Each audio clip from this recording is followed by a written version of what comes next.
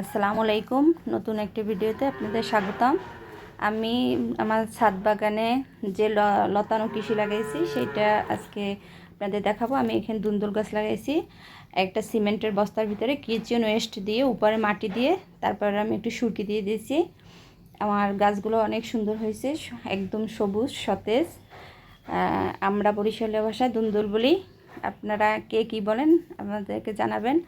আমার দুন্দুলগুলো অনেক ভালো হয়েছে।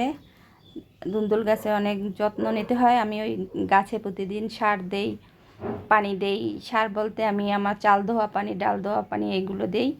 আমার দুন্দুল অনেক বড় হয় এবং দুন্দুলগুলো আমার মিষ্টি, রান্না করলে খুবই মিষ্টি লাগে।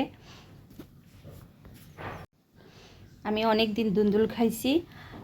এইখানে শুধু দুন্দুল না, আমি এখানে বরবটিও লাগাইছি। আমি ছাদে আসলেই আমার বরবটি যেগুলো আমার তুলতে হয়, ঢেঁড়স। এই যে আমি ছাদের উপরিভাগে আমি চারকোনায় বাঁশ দিয়ে তারপর নেট দিয়ে সুন্দরভাবে শক্ত করে আমার গাছগুলো বাওয়াই দিছি। সেটার উপরে যে দুন্দুল হয়ে ভাজ হয়ে রয়েছে, অনেকগুলো দুন্দুল হয়েছে। যে দুন্দুলটা একদম মোটা হয়ে গেছে, দুন্দুলগুলো অনেক বড় হয়েছে। এই যে এইটা সমান সমান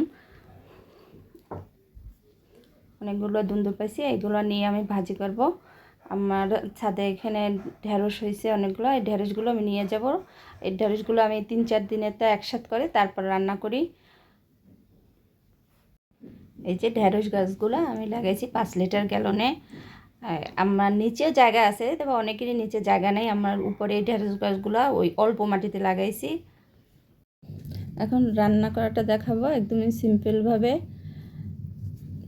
প্রথমে তেল দিয়ে তারপর পেঁয়াজ কুচি, মরিচ কুচি। এই মরিচটা আমার ছাদে হয়েছে, আমি তুলে নিয়ে আসছি, আপনাদেরকে দেখাইতে পারি নাই। পেঁয়াজ, তারপর কাঁচামরিচ, এটা ব্রাউন কালার হইলে এর ভিতরে আমি দুন্দুলটা দিয়ে দেব। আমার দুন্দুল ভাজার ভিতরে একটা টিপস আছে।